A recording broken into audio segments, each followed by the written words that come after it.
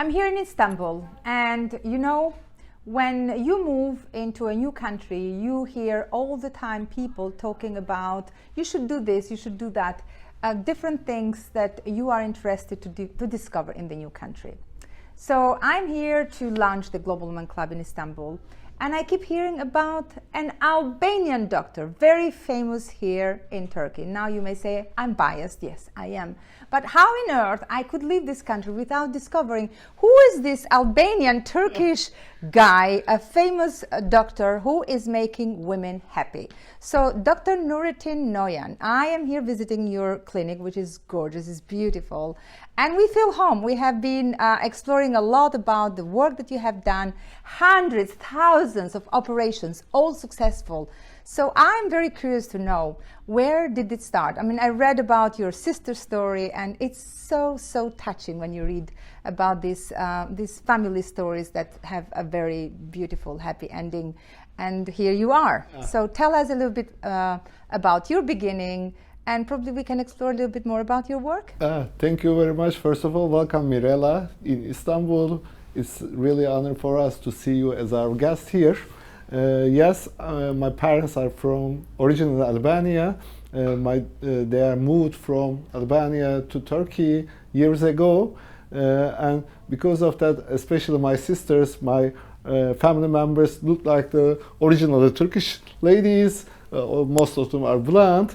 I grown up in western part of the Turkey, and after graduating from the high school, I entered to the Gülhane Military Medical Academy and became a military doctor 22 years ago. After serving nearly 16 years in the Turkish Navy and becoming a plastic surgeon there, I stopped for the state service, and then I began my private practice in the field, especially during my residency program in the plastic surgery field. I worked over the aesthetic surgery for the face beautification, body and breast beautification, and especially for the genital aesthetic surgery. And nearly for over 6 years, I just make my private operations. Yes, we have done and performed more than thousands of patients for the aesthetic surgery, and we are trying our best to make our patients happy. I can tell that. I can tell how passionate you are about the work that you do, and especially you are a people's person. You are there listening all the time, and I can see that most of the work you do is with women. So tell us about a little bit more about this experience with women. Most of the patients are women, yes? Yeah, 99.9% of the patients are female and ladies. There are lots of demands from the ladies, from top to bottom. They ask for something new. What can we do? Trying to stop the getting aged, or trying to correct the deformities, especially for the face and the body. And there are lots of items that we can do. Like I said, from hair to the toes, we can do lots of things. But every item is special in itself. So we are trying to find a custom-made solution for every patient to make them happy. Yes, you're right. I really love my job.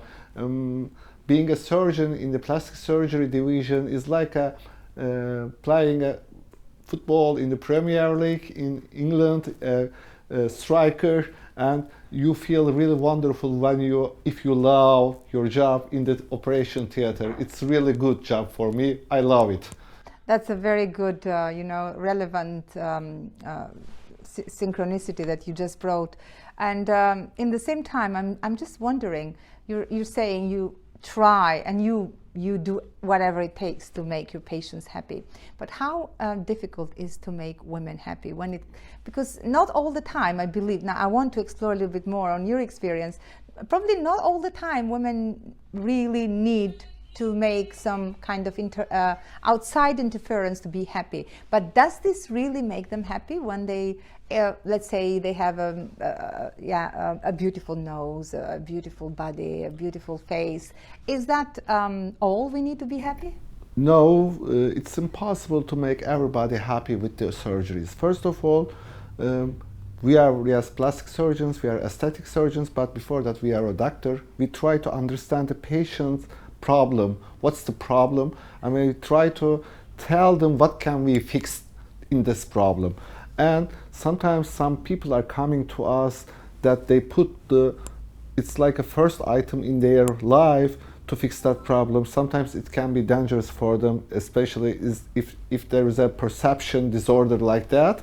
So we try to understand them first of all what they need, and they try to understand us what can we fix. This is the main idea. After that, we talk about the operations, how the time period that they will pass, because we do not have a magic stick in our hands to change them in a different lady, because there is a time that you have to pass for the healing processes. We are not making a sculpture. We are working with the skin. We are working over the bones, the cartilage tissues, for example, for the nose, or we are working with the fat tissues. We are working over the breast tissues, and all of them has different healing processes. All of them has different incisions. All of them has different scars. In every step, you have to be very comprehensive with the patients, that what we will gonna do and what are the risks and the complications of these. You try to give your best to tell them the story. After she accepts the story, then she will be a good candidate to be happy, because sometimes it's much more harder to convince a patient not to be operated instead of operation. Sometimes I spend 1 hour for a patient to tell them what is no, instead of making an operation. Sometimes, for example, in my hands, breast augmentation usually takes 40 minutes, and sometimes it's hard to me to tell a patient 1 hour to spend with her. You do not need anything, but you have to be at the level of the patient, what she demands, and she has to understand you what you can do. Okay, that's the main. According to you, where does that come from? Because you're saying that many times it happened that there are women who really don't need this intervention, but they still deep inside them, they feel low self-esteem, low confidence, and they think that they are coming to Dr. Noyan, and with a magic stick, everything is going to change. Everybody wants to be noticed as beautiful, wants to be liked. It's normal, it's too human. But there is a technical problems that you cannot make for example, from a silk coat, a shirt, you can make it, but you cannot make another pants from that. So you're saying it depends from the material? Yeah. And the materials are only skin, the fat, the cartilage, the bones, and it's not like making a birthday cake. You can put lots of fruits over that, but chocolate over that, but you have some ingredients in your hands with these materials, and you have to make it much more fine looking. That's it. Okay, how far can go your magic? There are lots of stories of these. You can say logic, magic, I can say chance, but there are lots of tell us some successful stories. Touch their lives, especially, yes, in aesthetic surgery, but every plastic surgeon, every aesthetic surgeon is, of course, a plastic surgeon and a reconstructive surgeon. We had made lots of reconstructive surgeries. For example, ladies who have lost their breasts, for example, for the breast cancer, to reconstruct and to make them beautiful gives really wonderful stories to you. Oh, yeah, that's very touching. Yeah. So you have these cases, yeah? Last month I operated one of my family's members who had breast cancer, and 2 years ago they had taken her one breast, and it was very asymmetric, and she was crying, will it stay like that? Yesterday they sent me the last photographs of my operation, and it was really unbelievable. I said, is that you? Yeah, Nurettin, you made it. No, yes, everything is going okay. Just we will wait until the end. I'm really, there are lots of stories like that, for example. Amazing, yeah. Amazing. So you're saying that the culture has changed a lot. Because look, I come from a culture where these things you'd never imagine. I never ever thought that I would be able to change anything in my face or in my body, but we have moved so far, and honestly, yes, it's a mindset shift, and it's great that women have come to this liberation where they have their choices. They can make their decisions. If they want to look better, why not? If they want to feel better, why not? They have the rights to do whatever they want with their body. They want to change their body, fine. I want to tell you something okay. about that. Years ago, when I was a child, my older sister had entered the university, and she wanted my parents to change her nose because it was a little big, and my grandmom says, no, no, no, no, you cannot do that, you cannot do that. But my parents says okay to her, and we went to a plastic surgeon. I was a little child, and I went with them, and it was the first time in my family that some people says no, some people says yes, and it was only 3 plastic surgeons in the city, a big city in Turkey, but only 3 plastic surgeons.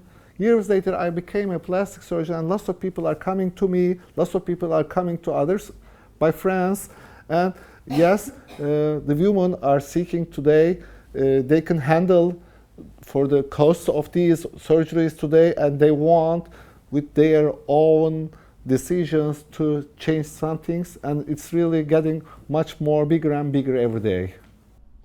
It's growing, it's growing, the demand, and we can see the impact as well. To be honest, I can see women build their confidence, and it's real. Of course, there are cases where women have their roots deep inside them, but also we have seen lots of cases where women can see the difference in the way they look, because we must accept. We judge the book based on the cover. By the way, I want to add something more. Especially in some cultures, they try to make to be seen beautiful for other people, especially for their man. But I always try to tell my all patients that if you want to do something to yourself, it must be your decision, not for anyone else, not to be shown, not to be liked for a man, especially. I always say a saying to my patients: if I was a lady, I never change my color to my husband. For him, I would change it for myself. I always say Tell us a little bit more, because you are a doctor and you have seen a lot. You have your education, your experiences, your case studies, stories. So according to this journey, tell us a little bit, how have you understood, what have you understood on human behaviors? Why do you think most of the women who come to you, what was their motivation that they want to change? There are some reasons for that. The first, most of the reasons are the congenital reasons. For example, when she grown up, she feels a little bit loss of self-confidence for a problem, and she comes to me to fix that problem. The first group consists of like these patients, and the other group mostly comes to us due to the aging. Wait. Okay. Sorry. Okay. And the other group mostly come to us due to the aging, against the gravity and the ages. There are lots of problems for that also, and they try to seek and try to find out their youthful appearance.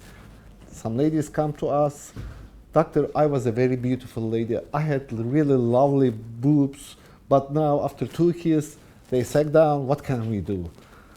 So some ladies bring the problem from their childhood. Some ladies bring their problems after they are getting age, becoming mother. And the third group is the most dangerous group, is the only dangerous group. They don't have breaks. They want everything. So we try to understand which group is that. If she doesn't have a break, first of all, we try to... What do you mean with a break? They want it everything in now. They want it yesterday. Yeah. Some ladies ask for everything. When they see an post on Instagram, they come to us: Dr. Nurettin, I have learned something. Can I do that? No, you don't need that. Why? But look at this lady. She's much more beautiful than me. But it's not your face. It's not your problem. I want it. But if the problem comes, then we can fix it. But if it doesn't come, not yet, no need to do anything. And we are just trying to make them happy. If we do that, there will be lots of risks for that, and we try to stop it before they happen. The third group is dangerous group. Well, obviously I saw that. I was here the other day when I witnessed that one of the ladies who wanted to do something said, no, I'm not going to do that, you don't need it. Yeah. And I also tested Dr. Nurettin and said, hey, how about, I saw you're very good with nose. Do I need to do anything with my nose? No, don't touch your nose. And so, are you saying that, I mean, obviously I can see this, that money is not important for you? Yeah. Of course, money is very important for everyone. You try to make a job to earn money and to live your life, but it's not the main issue. The main issue is the technical details you know, and the abilities you know, and you do not sell dreams to pay people. You have to be right, clear, and clean to everyone. That what can you do, what must you do, what mustn't you do. That's the main problem. You have to be very logic. You have to be very clear to everyone in your life. For example, you want to buy a house. You are not an architecture, and you want to spend money to make it more beautiful. And you invite an engineer or architecture and say, I want this, I want this, I want this, and he or she can say to you, no, it's impossible. There's a column here. You cannot cut this column because the construction will collapse down. But I have money. No, you don't. You may have money, but you do not make a. Some people are coming to us to get off their 12th rib out to make a much more narrow waist. It's impossible. Yes, it's possible, but it's not logic. You try to tell them that this is to protect your liver and spleen. The God made this like that, and if you want to take this rib out, they will be very alert to any accident. So please do not do that to make your waist narrow. You cannot do your rib out.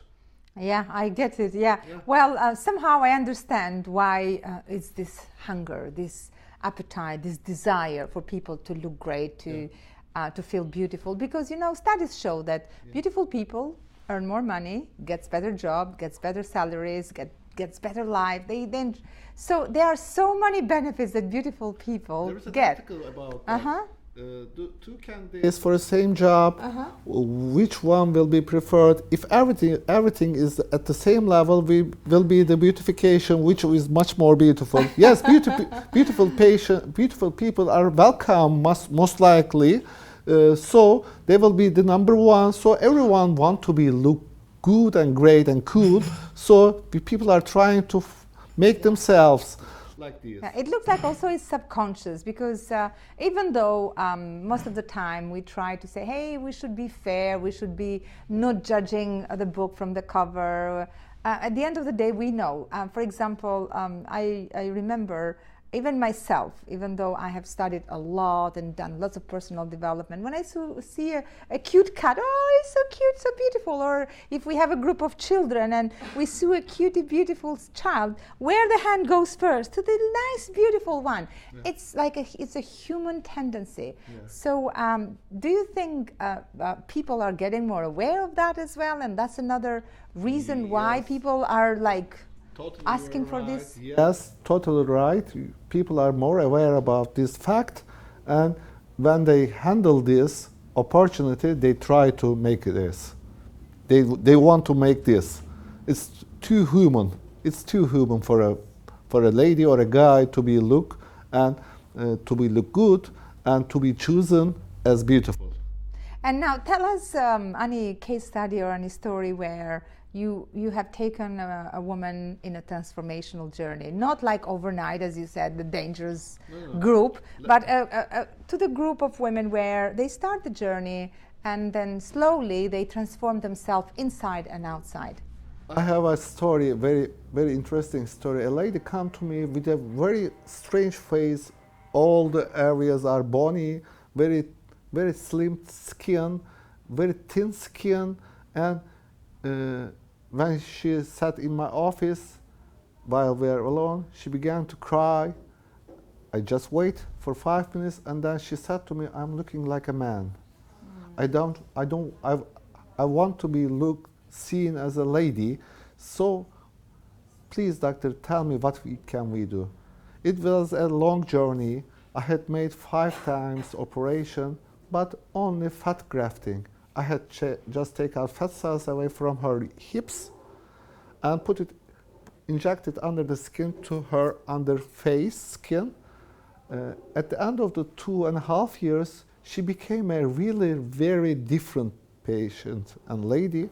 She changed her house, she changed her job, she changed her friends, and 5 years later she sent me a message that, doctor, I'm really thankful to you that I have a new life. And she sent me a collage of the photograph that she never accepts to be shown others. This was me. This was a male me. Now she became a female me. It was a really interesting story for me because when I look at the photographs, I see 2 different people, and I can understand her feelings now much more better. Absolutely. Yeah. I love these stories where it's like the hero's journey. Yeah. Someone that realizes that something needs to change, and sometimes change starts coming from within. Yeah. And when you have that calling, when you have that wake up call and that like breakthrough, then you do whatever it takes. You find all the channels to help you, and you have been a channel for that. Yeah.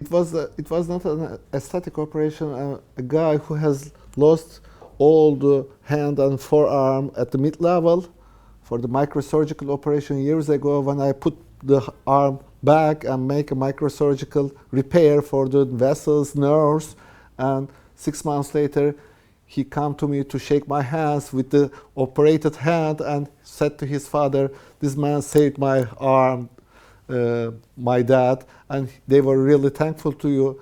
And it's a really, when you see these skins, you love your job much more. Wow, amazing. Yeah. Just before we close, tell us something professional, something more technical. What is something that we should consider transforming in ourselves, and what is something that it's not important? Like, what is something necessary and something desirable? Oh, it's a very hard question, first of all, to reply, because everybody's level of understanding, everybody's perception of the problem is different from each other. But first of all, people who will transfer something to a new with medical operations or injections must be medically healthy. This is the first rule, because before being a plastic surgeon, I'm a doctor, so I have to be sure about when I make an operation that the patient is healthy and to prepare her. The second issue is for the patient to be sure about what the doctor says, that what is the problem level. It's very important to understand the problem level. Sometimes there are lots of technical details that you cannot tell the patient to make in her mind to fully understandable, but you know that it's early, you know that it's not needed, but you have to give her a trust that yes, it's not necessary for now, at least for you. Maybe 2 years later you may. For example, patients are coming to me. Let me give an example. It will be much more apparent for the people. They want a breast augmentation with the lifting, and I say, let's do a breast augmentation alone now. Maybe 2 years later, maybe 5 years later, yes, you may lift, you may need a breast lifting, but it will not yet. It's not the time. You use your breast implants for years, but maybe 3 years later we can perform a breast lifting again. So you have to find a trustable man who will walk with you in this journey, because the plastic surgeons are special doctors for the people. Most of my patients are like my family members. I'm their family members. You know all their problems. You know all the family members. You know their fathers, mothers, husbands, wives, everybody. They invite to your wedding ceremonies. Every birthday parties, because you are a member of their family. So you have to walk with a man, a trustable man, in this journey. maybe for 10 years. I have lots of patients who are coming to me nearly for 15 years. So it's really nice to work with the people in their life. And see their progress. You and see earn their not only money, you transformation. earn people. Yeah, that's very beautiful. Yeah. And as I have heard, you also work with lots of celebrities. That means that you have the ability to kind of convey trust to people, and that's the most important thing, that we are always looking to a doctor. Yeah. So what is something special in you? How do you build trust to people? I don't know exactly this question's answer, but I try to be very clear to everyone.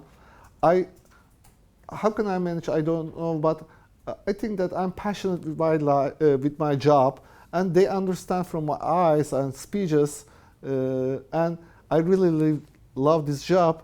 And then they trust me, and they come to me, and they make their operation. And thanks God that everything all right until this time gone all right. And every day they are seeking this same verse, that doctor, you are so clear, man. You try your best. We know, and everything is going on like you told me before the operation. Everything is fine. And what I have seen in the last 2-3 days that we have been kind of following you as behind the scenes, it looks like you never sleep, you never rest. Do you go on holidays? Do you ever find some time for yourself? Because you just, once you see you're needed, you just jump and you are there for your patients. I know that not only in Turkey, but in all over the world, lots of doctors are really hard workers.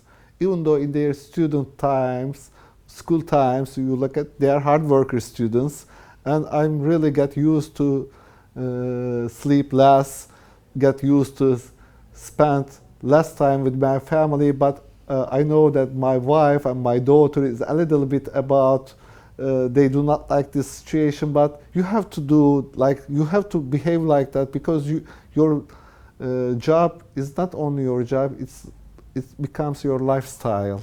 If you are a doctor, and if you are a surgeon especially, you come to the hospital at the midnight, visit your patients, how is going on, because you are the responsible man. And obviously I can see you have made lots of sacrifices from the very beginning. When you started, you were telling me behind the scenes that there were moments in your life you had to study, like stay inside without going out for months and months and months, to sacrifice getting exams. And every show has a very hard working behind the scenes, like the theater. You have to make lots of conversation. You have to repeat, and you have to work hard. And before becoming a plastic surgeon or a doctor, you have to spend so much time giving from your life, your family time, because it's not easy to earn the title, because the data that you have to learn is so much, so you have to take your time for this. It's normal. You get used to this. And now after you have to practice before on the. It's like becoming a famous football player. You have to try hard on the before the match, and when you become on the pitch for the real match, you do whatever you do. But behind the scenes, there are lots of tries and hard working. That tells how determined you were and how passionate you were to make this happen, and I can see you're putting all this determination now to make people happy.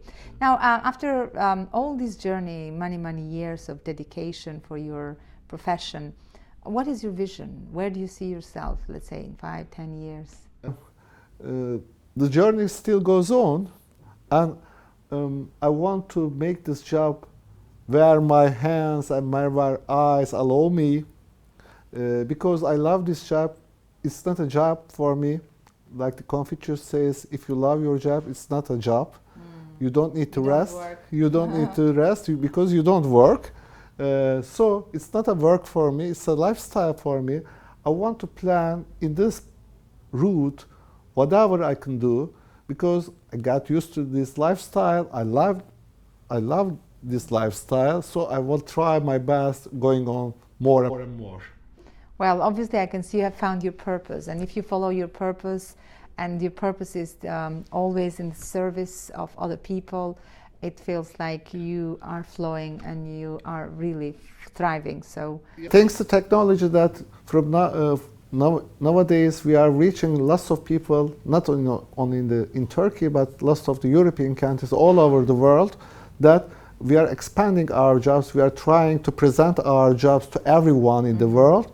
I have patients from Brazil, I have patients from China, and they are coming to us to fix their problem. Travel like long way to be here. Most of the European countries, but lots of the faraway countries, patients are also coming to us, especially to Istanbul, because it's a real hub.